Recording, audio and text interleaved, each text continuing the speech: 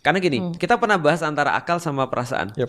Nah, akhirnya kita sampai pada satu titik di mana akal tuh memang diutamakan di dalam Islam. Benar. Karena memang kalau nggak ada akal, orang nggak akan bisa untuk mencapai keimanan. Dan Tapi jadi nggak kena syariat juga. betul, nggak kena syariat. Nah, ketika tadi dibahas sama Kodenis tadi, yang kita pernah bahas juga ada 4 langkah itu, yang setelah akalnya mereka itu terus kemudian sudah tercerahkan, dia masuk kepada wayuzakihim, dia masuk pada tazkiyatun nafs.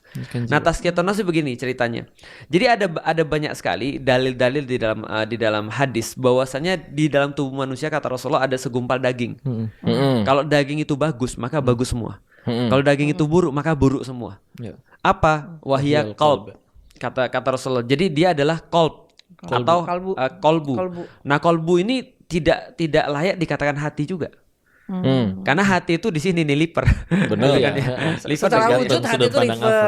Kalau kalbu bukan kan itu. apa? Ada yang bilang juga jantung.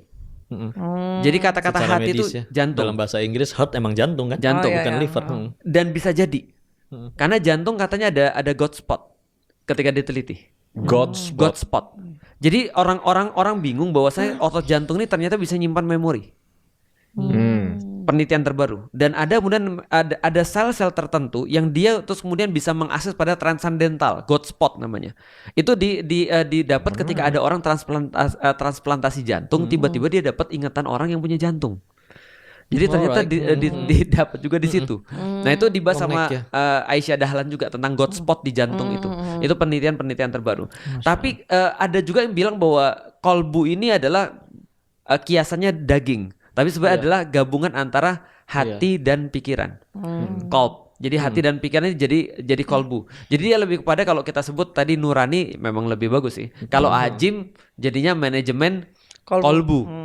Nah, artinya kolbu tuh kayak nurani. Artinya gimana ya? Dia lebih kepada sesuatu yang membuat kita tuh jadi kayak berprasangka baik pada orang. Betul. Baik. Lalu kemudian kita sabar. Di tazkiyatun nafs. Betul. Dan ada hadisnya. Kata Rasulullah, al-ilmu bita'allum wal hilmu bitahallum. Sesungguhnya ilmu itu dapat dengan belajar, kritis, logik, dan wal hilmu, dan juga kelembutan hati atau kolbu tadi itu didapat dengan ujian-ujian.